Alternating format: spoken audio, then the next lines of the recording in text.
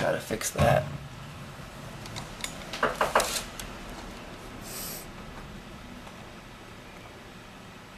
Oops.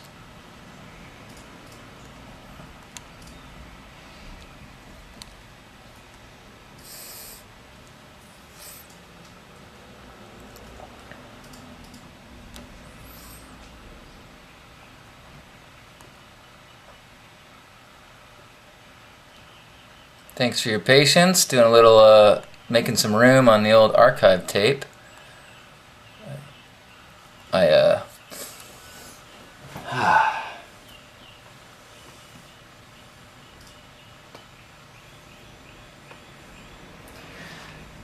Oh man, so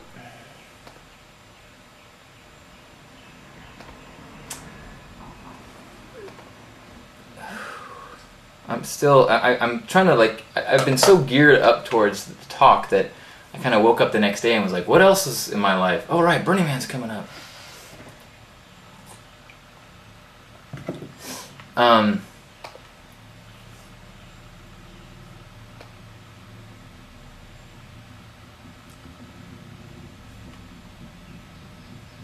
All right, so I'm going to read some of the glowing things later, but one other thing I want to talk about today. Find where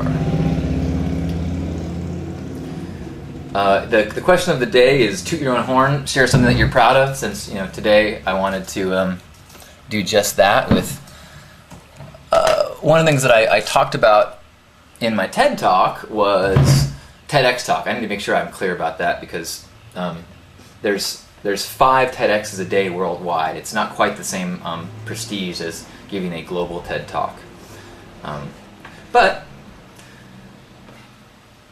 I'd love to give it a global TED Talk, so I'll put that on my vision board. I mean, I didn't mention that. That's another thing that this whole experience is. This doing a TEDx talk, was a vision board experience for me. This is very rarely do I do what I know I should do, which is commit to a goal, which is say this is what I want to have happen, or this is what I want to live in, or this is what I want, some goal, and then not plan, but simply allow the universe to find a way to take care of those things. In terms of my learning and teaching and teachers, I know that I should be doing more of that, and occasionally I do, but very rarely. What's crazy is that the few times that I have committed to paper a goal, I've been blown away with how quickly and closely things happen, to the point that I think it scares me, and so that I'm afraid to put down goals if I am not absolutely certain that it's coming from a place of service. I don't want to put on my vision board, I want a Ferrari, because that's not of service, that's an ego desire. So I try to, the things that I've had in the past on the vision board is, find a way to get resources or someone who will sponsor me so that I can continue to do what I want and not worry about making a living. Or giving a TEDx talk. I still want to have a Wired article written about me. I still want to be 6'4" and dunk. No, that's not really on my list. Be careful what you ask for. Exactly. That's it's a powerful. The tough thing is it also goes back to faith. Sometimes I will be afraid to put something down until I know how I can do it, and that's not the way it works at all. You need to, intellectually, and I build up to that faith that sometimes where it's not about me figuring out how to do it. It's about putting the intention out there and then letting the universe hear it and letting opportunities happen. And now I'm in my 40s, and I've had enough times where amazing things have happened that I should have more faith. I shouldn't question it. It's still something that I struggle with. Years ago, I I won a Webby Award, and that was the first kind of big achievement that I got that was equivalent to this at the time. And I was at South by Southwest, and I had applied. I had submitted to be, nominated myself, and at a South by Southwest party, I met the person who created the Webbies, Tiffany Schlane, and I told her, I said, I'm like, oh, sure, yeah. I'm like, I'm going to actually win one of your Webby Awards. And she's like, really? Well, that's pretty cocky. I'm like, my site is cockybastard.com. And then that week they announced the nominees, and I got a nomination. And I was kind of like, I felt like the digital Babe Ruth, kind of like pointing over the fence going, whack! But, I've done that so few times that it's amazing how, when I have done it, the universe has really kicked in, and I don't know why I don't do it more. I think it's a fear. The same reason why, with this talk, until it happened, I could always think to myself, I would so rock a TED Talk. I would do so awesome. But if I did it and it was a flop, then the truth would be, I'm okay at it. Which wouldn't be bad, it's just that I would lose that fantasy of, I'm awesome. That's the same reason I also don't let any women see me naked, because I can keep pretending that I'm well hung. And I'm sorry, scratch that from the record. Just Joe wants a Ferrari, a pink Ferrari with fur on it. That's going on the list. Okay, so is there anyone in the chat room who's never been to Hug Nation before?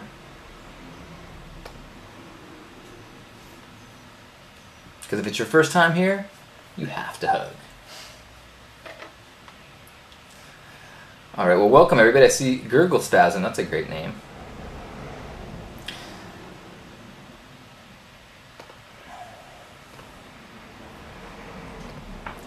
Krishna Brody, I am oh, cool. Welcome to the chat, Gurgle Spasm.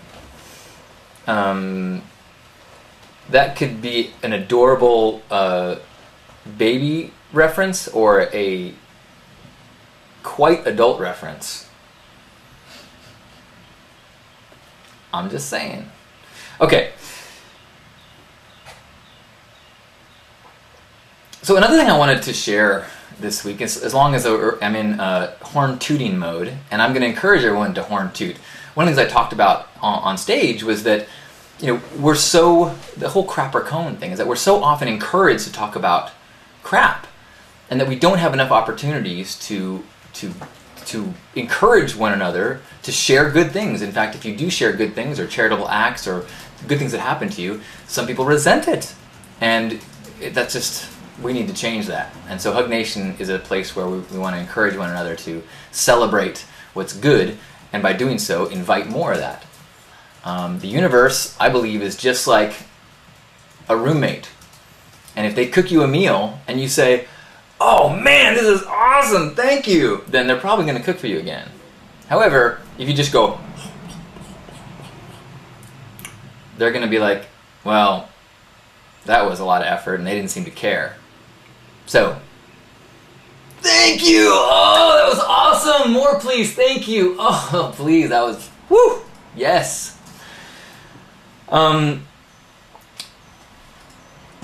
And so, and one of the, along those lines is things that you do that if you grow or you make a notice yourself doing something better, pay attention to that, because so often we beat ourselves up for things we think we should do better. Off stage, I remember the 2 times when I kind of lost track during my talk, and I had to be reminded of, like, oh my gosh, 99% of the time I was okay. So last week, something wacky happened in my car, and so I woke up, did stuff on the computer, and then I was getting ready to go to my coaching class, or my coaching appointment. Went to my car, and my car was dead. And I was already, a little bit late, so I was like, no! So I'm like, this is what I didn't do. God damn it! What I did do was, okay, went inside, said, hey, Carpo, can we meet via Skype? My car's not working. I said, sure, no problem. So fired up the webcam, and I gave my practice talk and got feedback and did it all via Skype. Cool, all right, that was great. Cool. Solution. Then did a little bit more work, and then was like, you know what? Oh yeah, I'm going to go to yoga. I'm like, oh, cool, it's time to go. Go out to my car. Right, my car's dead. It's still dead. I didn't do anything, so it's still dead. So instead of going, I went, I'll ride my bike. Go get my bike, my fur-covered bike, which I haven't ridden since Burning Man, probably. Put some WD-40 on it, ride up to the yoga studio, find a place to lock it up. It's been a while since I've used this lock, so I close it. It doesn't seem to be working. I'm like, oh, maybe I have to turn it to the lock, the combination to make it work, and realize, oh, no. The reason why it wasn't closing is because it was on the combination, and I now locked it. So apparently this lock isn't mine. Or somehow the combination has been changed, and I don't remember what it was on. So now I've locked my bike with a combination that I don't know out in public. A fur-covered bike in the middle of North Park. So I don't go, fuck! I just go, okay, well, I'm going to go to yoga and deal with this afterwards. Go to yoga, had a great class, get outside, call a bunch of people that maybe I would have switched locks with, because it's a pink lock. And so within my Burning Man camp, it's very possible that other people could have the same lock. In fact, I'm sure of it. But nobody that I called, it didn't work out. So like, okay, well, there's a hardware store three blocks away. So walked over to the hardware store. I'm in my yoga clothes and holding a mat, and I brought a few dollars in case I wanted to get some food, but I don't have my wallet or anything. I have my keys. And I'm like, oh, do you guys have bolt cutters? They said, yes, you can buy them or you can rent it for the day for $10. I'm like, great, I'd love to rent it. And they go, okay, we need your driver's license and a $40 deposit. And I was like, don't have it. But I can give you my phone. I can prove to you who I am. I can give you my keys. And I can give you the $16 I have in my, here's everything I got, put it on the table. And he's like, sorry, man, that's just, we just can't do that without, ID. I'm like, it's like, when do you close? Or like, 30 minutes. I'm like, I can't walk home, get the things they need, and get back in time to be closed. And I was like, so they're like, okay, fine. This guy who works here, he'll walk over to your bike with you. I was like, awesome. That guy, it was 5:30, he'd been working all day and was not happy about having to walk over to my bike. So we get over there with the bolt cutters, and he goes, this is a cable lock. You didn't say that. It's like, I didn't. So we try to do it, it won't cut. So we have to go back and get cable cutters. Now he's really unhappy. Go back. Walk back. He cuts it off, and he just like kind of runs back to that. And the whole time I'm like, I had to make this 3-block walk with him, both times with somebody next to me that I need their help, and they're unhappy with me. And it was this great exercise of like, wow, this is a lot of examples of experiences that are unpleasant, that I have no control over, that I simply have to do the best I can. I kept checking in like, is there a better way I can handle this? I don't think so. Okay. And it was, lately I've been so kind of studying and thinking about how, there's no such thing as obstacles. There's only the task at hand. And that when you slip into that mindset of the only reason we're here in the dualistic universe as divine beings is to, I think, two things. Create and express that divine nature in the physical world, and to work on our relationships, to challenge our own frustrations and soften the interactions with other people. And so during this day, I'm like, more homework. More homework.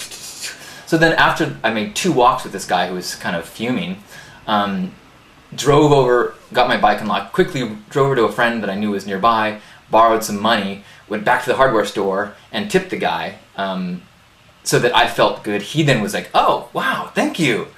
It's like, it was like, boom, boom, boom, boom, boom, boom, boom. And by the time I got home, I was like, there is no way I would have handled this like this even a year ago.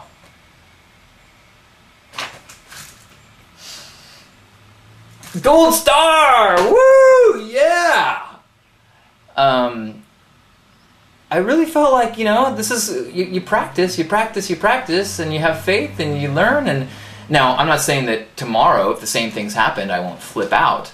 But I have flipped out over each one of those types of circumstances at some point. And to have them all in a row and have me just keep going, okay.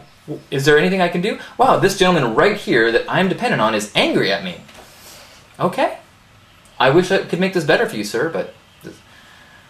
So, it was... I was thrilled. I really felt encouraged. And I think part of it, too, is I was spending so much time thinking about the talk, and I was and trying so hard to be in that surrender mode. And so then the universe is like, oh yeah, you think you're in surrender mode? Okay, we'll see about that. Ching, ching, ching, ching, ching, ching.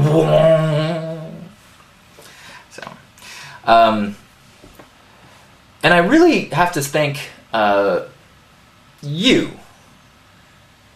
because I was reminded how important it is for this recalibration.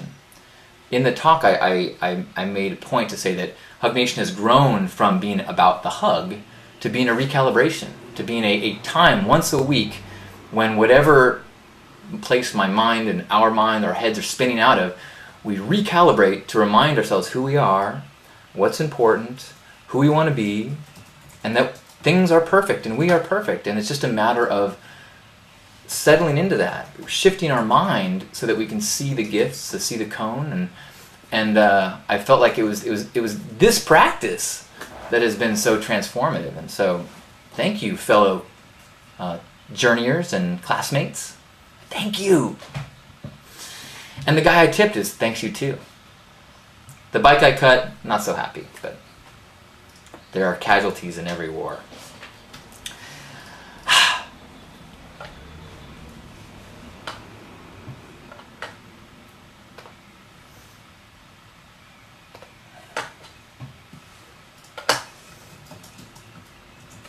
Glimmerboy says, things like that happen to me. I tell myself that the guy on the end or the people I met through it needed to learn something too, or the guy on the end needed positive energy. And that's, one of the great things about time and going years is realizing that you never know in the moment if something is a good or a bad thing. The Course in Miracles says you never know if you're in advance or retreat. And so,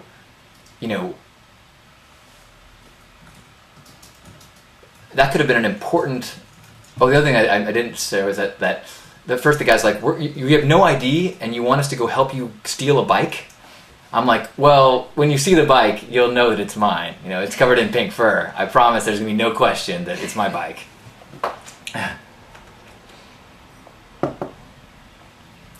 But you're right. You never know if something is going to be exactly what you need, or maybe you are exactly what somebody else needs. And the degree of which that butterfly wing effect helps now or long in the future is really, it's not something that we can really get our heads around. I think a big part of being able to enjoy things is to let go of that instinct or need to understand that. Like people say that, well, I know this all happened for a reason. I have no doubt. But I think looking too hard for that reason is just as much a recipe for suffering as anything else. I thought about leaving the bike there. In fact, especially when the first cutter didn't work, except by that time the first lock cutter had weakened the lock, and so I'm like, now it's almost asking someone to take things off it. And also, I didn't know what the rules were. Like, can you leave things overnight? Because I've had my bike, when I left my bike at the train station for a couple days once, and they clipped my lock and brought it to their depot and then threw it out. I eventually got it back, but that was and that's actually, let me tell that story real quick. Because, so I was in LA, I left my train at the train station in Solana, came back, and they clipped my lock. And they said, and they all knew me at that train station, but it was like the transportation, something was there, and they were, so I'm like, okay. So they knew it when I came back, like, oh, your bike, they got it up there in Oceanside. Okay, so I drive up there, find the office where the lost and found is, and they're like, that thing, that mangy thing, that was disgusting. We just threw it out in the alley. I was like, what? I know that when they said that to me, they looked at me, and I bet they were just so happy to say that. They were kind of like rental security guard guys, and it was this huge power trip to be able to tell me that they decided to destroy or throw away my things. I was not in my super glowing, happy state when that happened. So so I was crushed. This was a bike that I had brought to Burning Man like 4 times, and so I made this like tribute video with a music video with all these slow motion scenes and pictures, and then I printed a bunch of flyers, put them around the Oceanside, and at some point, a couple weeks later, I got an email from someone who said, I think I have your bike. And so I went up, and by that time they had ripped off all the fur. They'd ripped off the fur. They were sanding it down. They're like, it was somebody who really needed a bike, and they were stoked because it was a nice bike at the base. It was a really cool, sturdy beach cruiser. And I was so happy to get the bike back. It was so mangy and scary looking with all the most of the fur ripped off. I ended up giving her a reward so that she could get a used bike. And so then she was happy, and I was happy, and then I got to refur it, and it was beautiful again, and made it back to the playa that year. Fast forward another 2 years, I get contacted by that woman, and she's like, "Hey, you remember me? I got contact with some friends that are going to Burning Man, and I remember you say that you went, and is there any way that you could do them a favor and bring their bike out to Burning Man? They're going to fly in and they just don't have a way to bring their bike." And I was like, are you serious? What poetry? Yes, I'll bring their bike. Here's someone who did me a solid with my bike, and then the universe throws back the ability to do it back. It was beautiful. And then that woman now has become active in First Saturdays, and now does her own version of First Saturdays in Oceanside. So yes, you never know if something is advanced. Ruggiero was cursing the transit authority, and they put into motion this beautiful thing. So,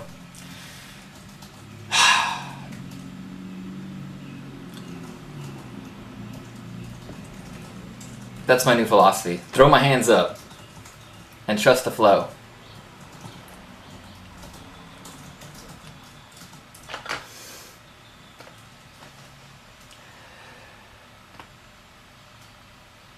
The bike was refurbished. Ooh, well done, Gurgle Spasm.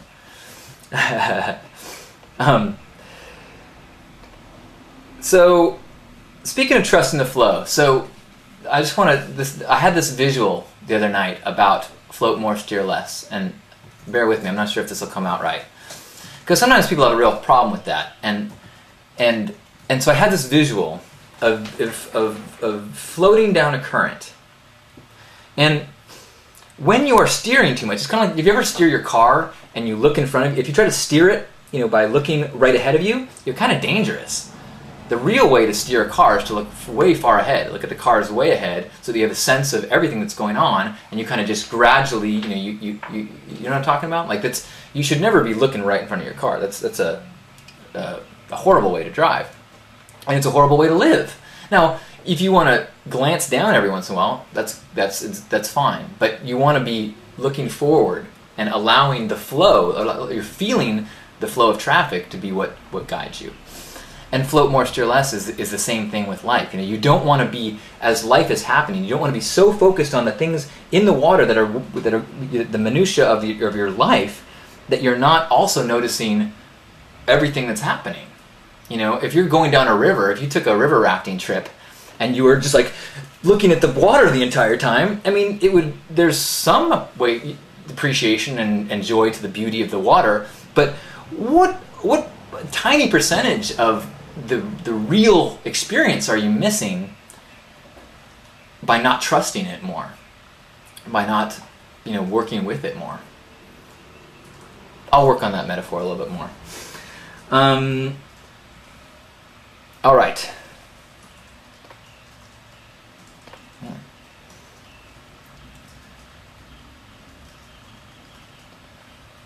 Sorry if I've been missing some things in the chat room here.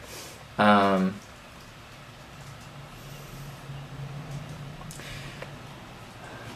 just see a glance at Creeping Jenny talking about dealing with somebody who has different perspectives, and maybe, I'm not sure what exactly the challenge is, but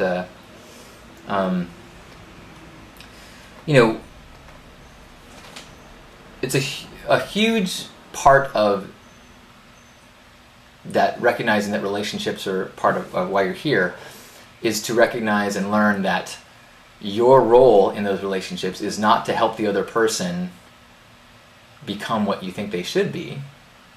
Your role is to let go of your expectations of what you think they should be and see them as they are and appreciate them as what they are, and ideally as their best. Pyrity and I were talking before the show about how there was a Joseph Campbell is someone that taken as an academic, because Pyrity has a bunch of experience and studying in the field of, not mythology, what do you call it? Folklore. That Joseph Campbell, he's got some limitations as an academic in that realm. And so, but by letting go of what he wasn't and trying to pay attention to the things that he had to offer, she was able to appreciate it. And that's a great thing to do with someone on a Netflix DVD. It's great practice because you need to do that in every relationship in your life. With your family, with your romantic relationships, it is the hardest and the most important thing you can do, is to stop wishing, thinking, believing, expecting someone to be what they're not, and see them as they are. And that, because it's impossible for people not to do the best they can with what they've got, the challenge comes is when we think, why can't you just do this? Why can't you just say you're proud of me? Why can't you just let this go? Why can't you just pick up your dirty clothes? Why can't you just not drink so much? Why can't you just... And now we're at war with the reality, because that's what this person is. Now, you may find that the way they act, the things they do, the choices they make, are things you have no patience for. They affect your life too negatively, you want nothing to do with them. That's a perfectly valid decision that you can make. Expressing yourself clearly in a way that doesn't say, you need to do this, but says, I get really stirred up and have a real hard time when you go out drinking, and I know you're drinking and driving. It causes me a lot of pain. I'm trying to find a way to calm myself about that.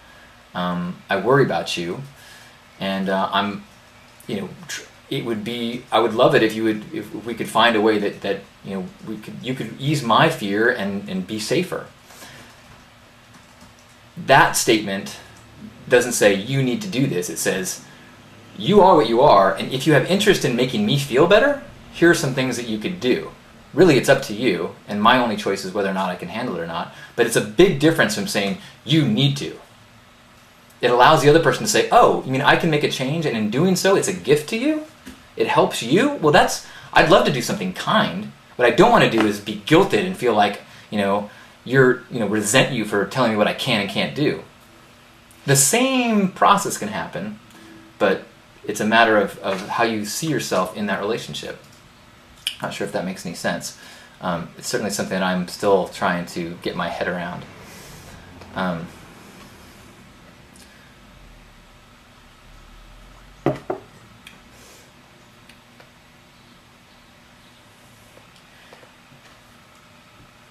And the thing is,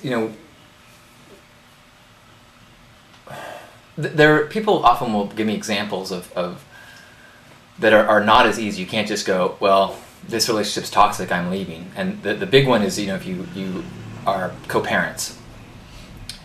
Because that is I think the most challenging. I mean, your parents and your kids are a very challenging relationship, but when you don't get along with the other parent of your child,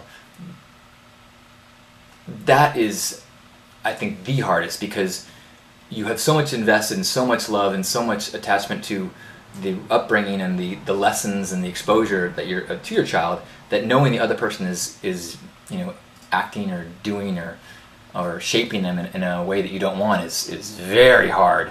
And so you really have to find a way to deal with them in a way that doesn't damage the child. You can't say, your father is he just is a deadbeat, he just won't show up when he needs to, because that's half of the kid. So you have to find a way to suck it up. I don't have an answer to that. I just recognize, as people ask me, that is something that I sympathize, and that is like graduate level relationship healing.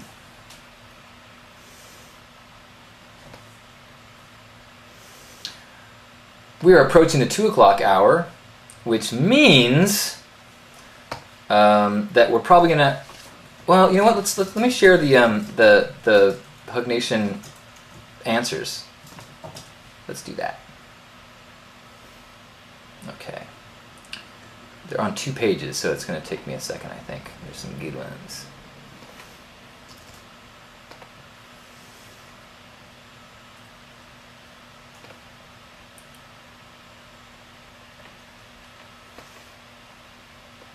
Ooh, boy, look at all these.